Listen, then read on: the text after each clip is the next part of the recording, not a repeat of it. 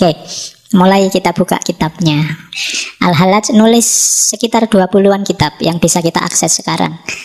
Kalau di internet bisa kalian ambil Tawasin, termasuk yang versi terjemahan, plus Diwanul Hallaj. Yang Diwanul Hallaj versi Arabnya. Hari ini kita banyak ngomong di Tawasin. Kalau terjemahan bahasa Indonesianya biasanya diterjemah kitab kematian.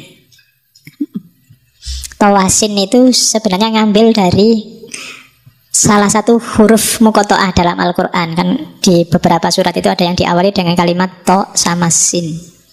To sin, jadi tosin yang banyak jadi tawasin. Memang isinya mengarah ke akhirat. Jadi sehingga kitabnya diterjemah jadi filsafat kematian. Itu kalimat pertama. Jadi to sin, kebenaran adalah bentuk cahaya yang memancar dari yang gaib. Ia terlihat dan memancar kembali kepada yang gaib. Dan kebenaran itu melampaui segala cahaya dan menjadi cahaya di atas cahaya. Dan benderangnya memancar ke seluruh purnama. Titiknya yang paling terang menjulang ke angkasa yang diselimuti oleh rahasia. Ini kalau cuma kamu baca, insya Allah kamu tidak paham. Ya, jadi hampir semua sufi Persia menganalogikan kebenaran dengan cahaya, dan puncaknya kebenaran adalah cahaya maha cahaya. Kalau dianalogikan ya, cahaya itu bukan kok kayak cahaya beneran, tapi ini semacam analogi. Sama kayak kamu melihat sesuatu, matamu siap, sesuatunya juga siap. Tapi kalau cahayanya nggak ada, nggak akan terlihat. Mikrofon ini siap, mata kita juga siap untuk lihat mikrofon. Tapi begitu listriknya mati, mikrofon ini nggak akan kelihatan. Jadi kebenaran itu ketika ada cahaya, dialah yang mengantarkanmu pada pemahaman tentang mikrofon ini. Akalmu juga begitu, otakmu siap, yang mau dipikir siap. Tapi kalau nggak dapat pancaran cahaya dari Allah, kalian nggak akan bisa nangkep pengetahuan. Para ulama nggak akan, para ilmuwan secanggih apapun nggak akan bisa moto gimana kerja otak menangkap pengetahuan. Itu sama kayak mata yang atas fasilitas cahaya dia bisa paham sesuatu, bisa melihat sesuatu. Jadi otakmu itu ada sambungan transmisinya dengan Allah. Bentuk transmisinya itu cahaya. Makanya para ulama zaman dulu menyebut al-ilmu itu nurun. Ilmu itu cahaya. Gitu loh. Jadi pengetahuan apapun yang kamu pahami berarti ada cahaya yang terpancar di situ. Dari situ kamu bisa paham. Jangan gaya merasa kamu pintar bisa paham sendiri. Kalau Allah tidak ngasih nurnya, sama kayak takmir nggak menyalakan lampunya, kamu tidak akan paham, kamu nggak akan bisa lihat mikrofon ini. Itu analogi cahaya. Maka kan selalu begitu. Semakin kamu dekat sama Allah, semakin kamu makrifat. Kenapa? Cahayanya semakin terang. Kenapa? Allah lah sumber cahaya itu. Allah lah sumber semua pengetahuan. Jadi semakin dekat sama sinyalnya, HP-mu kan semakin jelas. Semakin banyak sinyalnya. Semakin kamu dekat sama lampunya kan semakin terang. Semakin jauh semakin gelap. Jadi kebenaran adalah cahaya. Kebalikannya berarti apa? Yang gelap, yang jelek, yang jahat, itu berarti ketika cahaya nggak menjangkau ke situ. Nah itu ajaran rumit tentang cahaya yang banyak diajarkan oleh para sufi. Jadi kalau masih belum paham, nanti kamu ulang lagi ya rekamannya bagian ini. Karena aku ngulang-ulang terus kamu bingung, diulang lagi mesti kamu paham 2-3 kali. Jadi bagaimana cahaya adalah perantara kebenaran. Dan nanti ada Nur Muhammad, nanti kita lihat posisinya Nur Muhammad di antara cahaya. Oke, sekarang kita masuk ajaran pertamanya Al-Hallaj. Jadi ada revolusi besar yang dibawa oleh para sufi Persia. Jadi sebelum muncul para sufi ini, banyak umat Islam, di situ disebut awam, yang meyakini bahwa untuk ketemu dan kontak sama Allah itu ada pakemnya. Harus ikut aturan-aturan formal dan resmi. Aturan formal dan resmi. Harus manut petunjuk yang berwenang. Apakah itu ulama, apakah itu kiai, apakah itu. Nah, para sufi ini membongkar itu, bikin revolusi besar dengan menunjukkan bahwa ndak, setiap orang bisa ketemu Allah. Setiap orang bisa ngobrol sama Allah.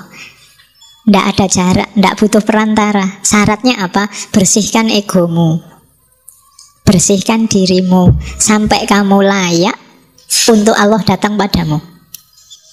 Jadi kalau dirimu bersih, Allah layak datang, Allah akan datang. Singkirkan sifat-sifat duniawi. Dengan asumsi ini terus para sufi merumuskan banyak sekali ajaran yang intinya adalah setiap kita bisa berhubungan langsung sama Allah. Nggak harus pakai banyak perantara macam-macam. Nah, ini sebenarnya kritik zaman itu pada dominasi orang-orang Arab. Jadi Persia ini awalnya adalah dinasti besar, kerajaan besar menguasai hampir 3/4 dunia. Begitu Islam datang, dia kalah. Terus apalagi sejak era Umayyah dilanjutkan sampai Abbasiyah, ada bau Arabisme yang kuat. Gubernur harus Arab, khalifah harus Arab, apa-apa harus Arab. Bahkan ulama, kiai dianggap Arab lebih afdol, yang jenggotnya lebih panjang, yang jubahnya lebih.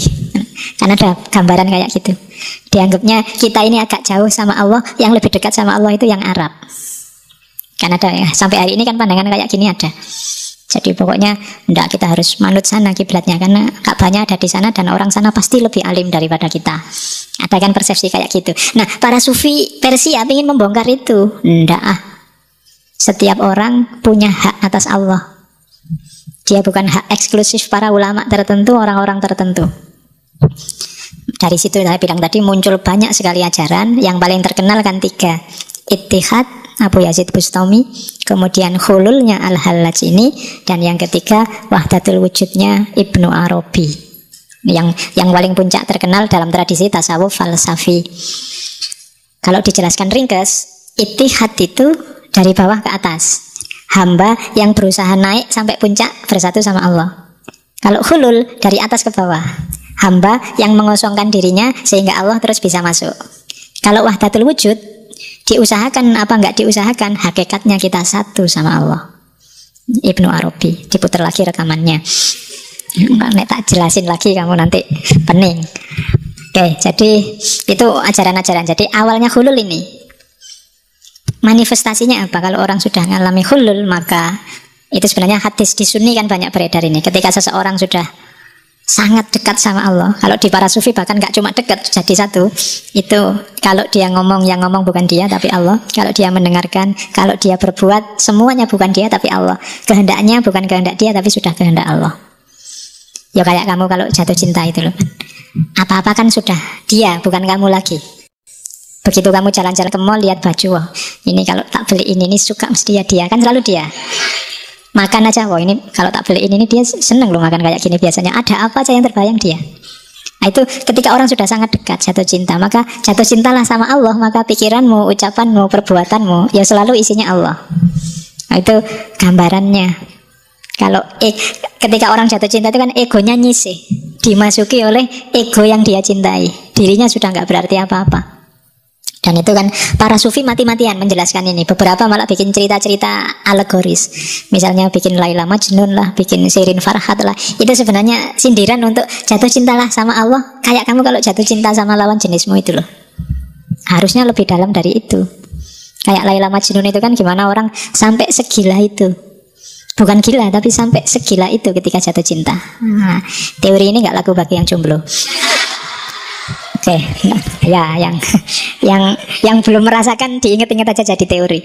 Yes, ya, siapa ngerti besok kepake. Jadi, ya buktikan sendirilah besok. Tapi yang sudah punya bisa sekarang. Oke, jadi ketika kamu sudah dekat dengan sesuatu, cinta dengan sesuatu, biasanya dirimu lenyap, yang ada hanya dia. Dan itu yang dialami oleh para sufi termasuk Al-Hallaj. Oke, kita lihat lagi. Hulul itu jenisnya ada 2, coba ya. Yang pertama hulul sayyaroni dan ada hulul jawari. Yang Al-Hallaj ini masuk jenis hulul yang pertama. Ketika bersatu, yang kelihatan hanya satu. Yang lain ketika 2 hal bersatu, hanya satu yang kelihatan, yang lain nggak kelihatan. Tapi kalau hulul jawari bersatu tapi dua-duanya tetap kelihatan. Kalau sayaroni itu contohnya, kalau kamu nanam punya tumbuhan terus kamu siram air. Air ini kan diserap oleh tumbuhan, airnya nggak kelihatan, yang kelihatan tumbuhannya.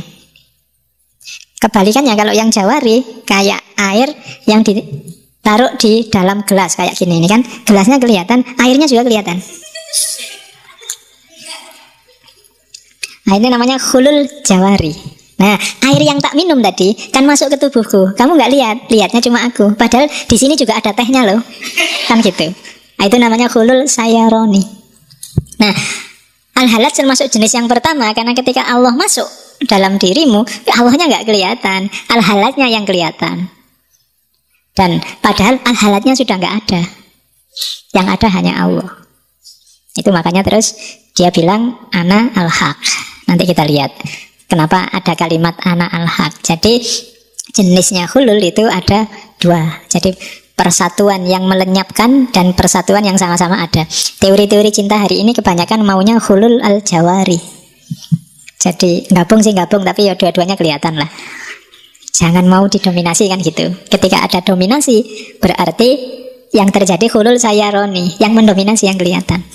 Yang tidak dominan nggak kelihatan. Nah, kita lihat kenapa bisa begitu, baru masuk ke asumsinya. Jadi para sufi punya asumsi. Mohon bantuannya untuk di subscribe ya, biar saya tambah semangat. Terima kasih, subscribe dengan keikhlasan ya, biar berpahala. Terima kasih.